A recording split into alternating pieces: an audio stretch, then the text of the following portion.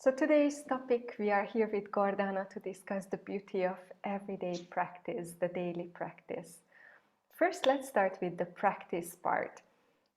Yoga is a journey inward, so it's not a show off. As the name suggests, it's a practice. And what Maharishi Patanjali says, what practice really is, there are three things required for a practice.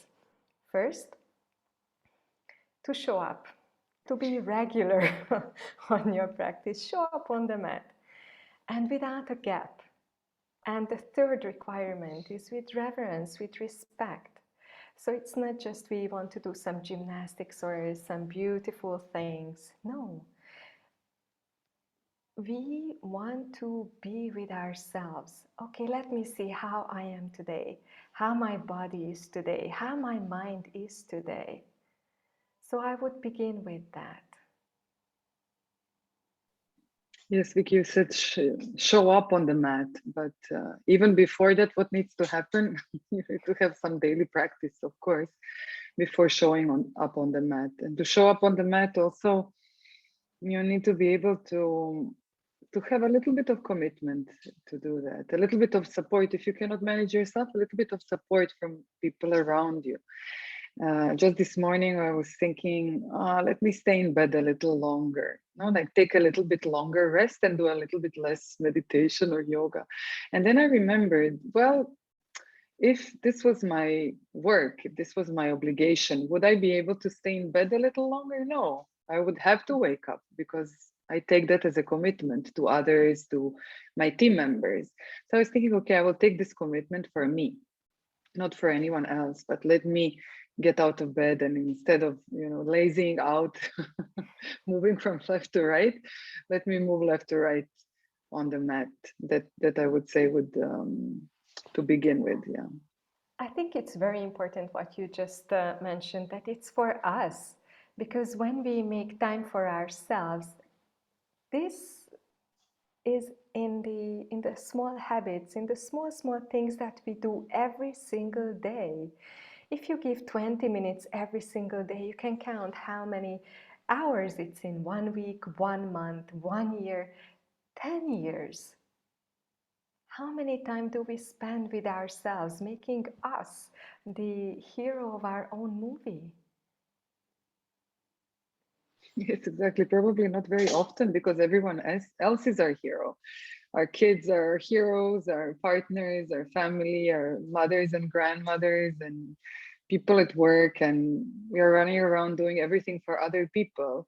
But actually, is any one of those people going to come up to us and say, okay, now you stop, now you take half an hour off? Very I, rarely.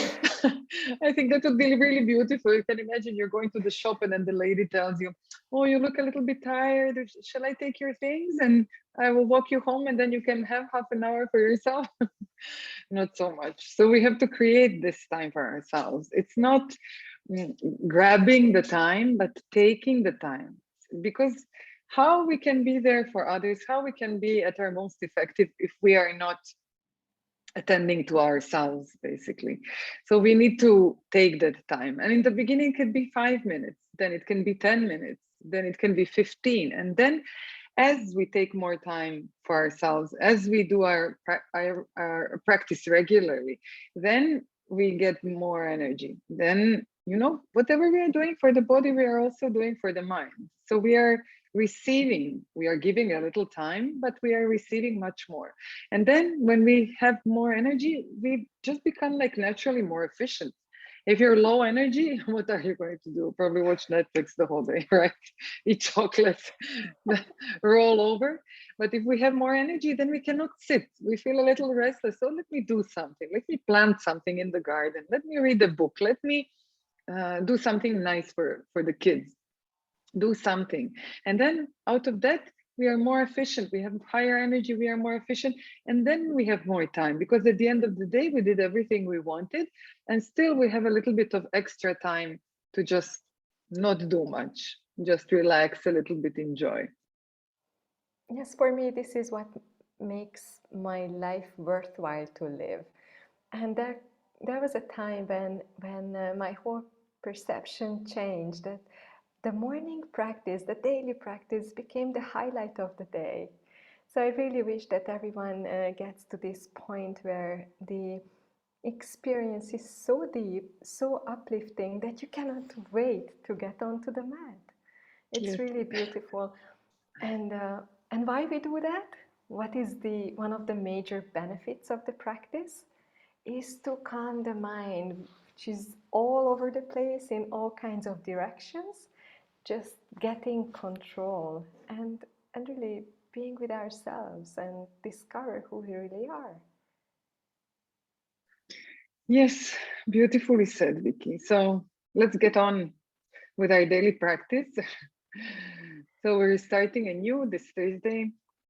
You come and join us. We'll be together for 4 days. And then after that, you can continue with your daily practice and see that all the beautiful benefits that come out of that. Yes. Even there is not enough space or time even to begin to share how beautiful it is to have a daily discipline, something that you attend to beautifully, as Victoria said in the beginning, without a gap for a longer period of time and with honor, with reverence. That's really, that then really the beauty comes out of us on its own. We don't have to invite it or create it. This is what will make our life more spiritual, more meaningful, and more deep. Lovely. So see you soon. See you soon.